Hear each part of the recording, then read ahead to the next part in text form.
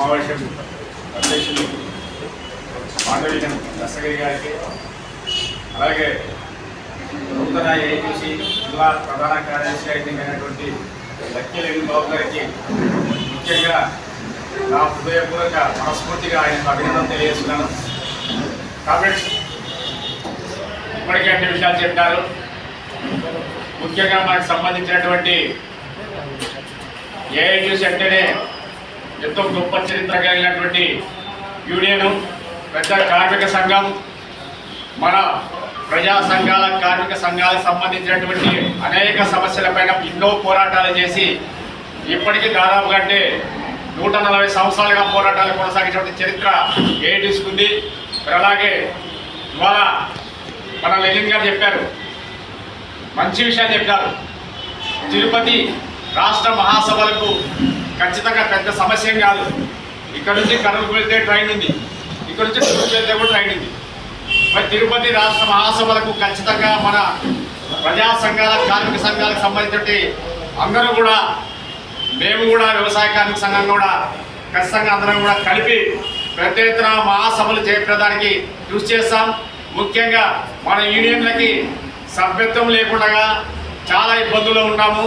ఇది మేము కూడా చాలాసార్లు ఎన్నోసార్లు చెప్పినాము, చాలా ఇళ్ళను కూడా కట్టినాము. మరి రాము గారికి తెలియదేమో ఆ విషయం. ఆయన ఇప్పుడు కొత్తగా వచ్చినాడు కాబట్టి పాత పద్ధతులు తెలియవు ఆయనకి. మేమంతా నిర్మాణంగానే ఉన్నాము. ఆ నిర్మాణంగా ఉన్నాం కాబట్టి ఆ కార్మిక సంఘాలు ఇప్పటికి కూడా అట్లే ఉన్నాయి. ఏ కార్మిక సంఘాలు ఎక్కడికి పోలేదు.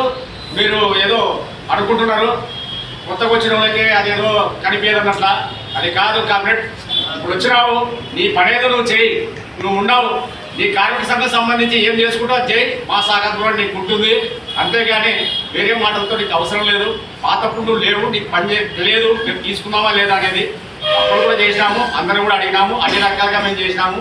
ఖచ్చితంగా ఈ ఏఐటీసీ రాష్ట్ర మహాసభలు చేపట్టడానికి అందరం కూడా కృషి చేస్తామని చెప్పి, అలాగే ఈ కార్యక్రమంలో పాల్గొంటున్నటువంటి సిపిఐ మండల కార్యదర్శి రాజు గారికి, అలాగే ఈ కార్యక్రమం ఉన్నటువంటి ఏఐటీసీ మండల కార్యదర్శి చిన్నరాములు గారికి, ఈ కార్యక్రమం ఉన్నటువంటి వ్యవసాయ కార్మిక సంఘం నియోజకవర్గ కార్యదర్శి శేష్ కుమార్ గారికి, అలాగే చేనేత కార్మిక సంఘం రాష్ట్ర అధ్యక్షులు మాధవస్వామి గారికి, అలాగే గూడూరు సిపిఐ మండల కార్యదర్శి శ్రీను గారికి, గూడూరు ఏఐటీసీ మండల కార్యదర్శి రాజు గారికి, మోటార్ వర్కర్స్ సీనియర్ నాయకులు, ఏఐటీసీ సీనియర్ నాయకులు గౌరవాధ్యక్షులు భాస్కర్ గారికి, బాబురావు గారికి, ఇన్సాఫ్ కమిటీ నాయకులు వీరావళి గారికి, అలాగే పోతే మన ఏఎస్ఎఫ్ నాయకులు రంగస్వామి గారికి, ఇక్కడ ఉన్నటువంటి అందరికీ కూడా పేరు పేరున ప్రతి ఒక్కరికి కూడా ఈ యొక్క సమావేశం తరఫున నా యొక్క ధన్యవాదాలు తెలియజేస్తూ, చలో తిరుపతిని జయప్రదం చేయాలని చెప్పి తెలియజేస్తూ జై హింద్.